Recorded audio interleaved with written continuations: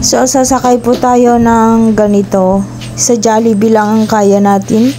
Kasi kapag sa Viking, hindi ko kaya. Kaya ganito lamang ang kaya kong sakyan. Yung paikot-ikot lang hanggang Mahilo. So, itong kasama ko naman ayaw sumakay sa Angry Birds. Kaya nung may sasakay pa, lumipat siya sa Jollibee para daw bida ang saya. So, itong sinakyan ko pink dahil paborito nila ang pink. Hindi ko to paborito. Kaso Jollibee lang talaga ang gusto kong sakyan. So, habang hinihintay yung mga kasama namin, ayan, tumataas na po mga beshi ko. Dahil sa ilang minuto na lang ay iikot na ang ating sinakyan.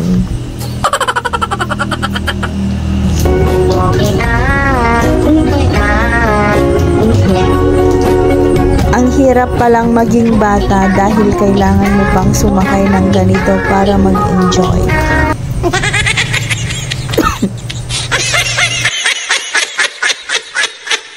So, dito ang babayaran po is 50 isang tao.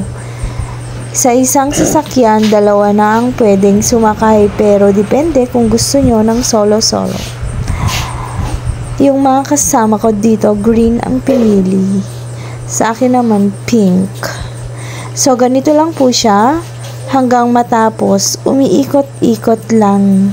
You what? Maganda sana kung umiikot na may pataas, pababa dito, pero hindi naman masyadong mabilis, kaya hindi rin masyadong nakakahilo. Sobrang ganyan lang kakalma ang pag-ikot. Parang singkalma ko lang. Kaya payapa ang kapaligiran. So, overall, ang pagsakay dito sa Jollibee ay medyo boring. What? Ayaw, di ba? So, umiikot ang mundo mo hanggang matapos.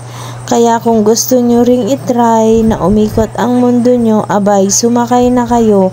Dahil sa halagang 50 pesos, umikot ka na, nag-enjoy ka pa.